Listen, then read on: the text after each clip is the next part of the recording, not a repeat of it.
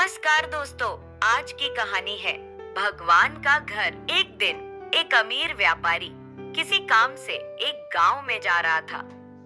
बारिश का मौसम था, झमाझम बारिश हो रही थी और रास्ते में जगह जगह गड्ढों में पानी भरा हुआ था। अचानक रास्ते में गाड़ी खराब हो गई। व्यापारी के साथ कोई नहीं था। उसने गाड़ी सड़क किनारे खड़ी कर दी और किसी वाहन का इंतजार करने लगा। लेकिन घनघोर बारिश और तूफान की वजह से सड़क सुनसान था। शाम ढलने लगी तो व्यापारी को चिंता सताने लगी। अचानक उसने देखा एक गरीब व्यक्ति साइकिल से गुजर रहा है। सड़क किनारे अपनी गाड़ी में बैठे बैठे उसने साइकिल सवार को आवाज देकर रोका और पूछा कि कहीं कोई गाड़ी का मैकेनिक मिल सकता है क्या। साइकिल सवार ने बताया कि इतनी बारिश में दूर दूर तक उसे कोई मैकेनिक नहीं मिलेगा। यह सुनकर व्यापारी चिंतित हो उठा। तब साइकिल सवार ने बड़ी विनम्रता से कहा, भाई साहब, अगर आप चाहें तो पास ही बने भगवान के घर में आज रात विश्राम कर सकते हैं। वहां आपको रहने की सारी सुविधाएं मिलेगी। व्यापारी राजी हो गया।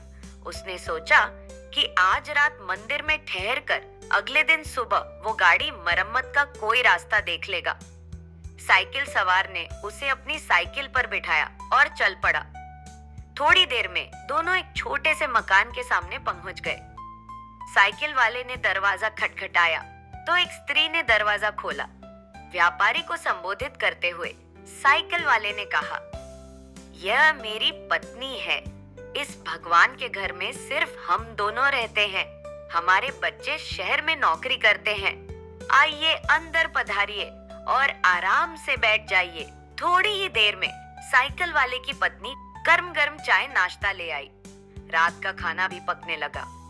व्यापारी को सब कुछ बहुत अच्छा लग रहा था, लेकिन उसे एक बात समझ में नहीं आ रही थी कि साइकिल वाले ने अपने घर को भगवान का घर क्यों कहा। ये कोई मंदिर तो है नहीं। आखिर उससे रहा नहीं गया तो उसने पूछ ही लिया कि वो क्यों अपने मकान को भगवान का घर कह रहा है। लोग तो अक्सर यही कहते हैं कि मेरे घर में भगवान विराजमान है, या मेरे घर में भगवान के लिए पूजा घर बनवाया है, या मेरे घर में भगवान आए हैं।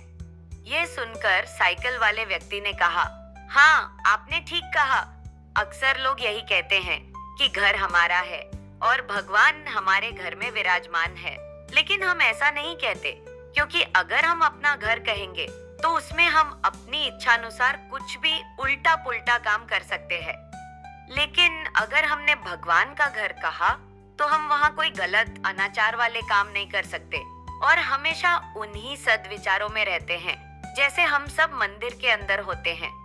और मजे की बात यह है कि जैसा कि लोग बोलते हैं कि मृत्यु के बाद हमें भगवान के घर जाना है, तो उस हिसाब से देखा जाए तो हम जीते जी ही भगवान के घर रहने का सुख प्राप्त कर रहे हैं।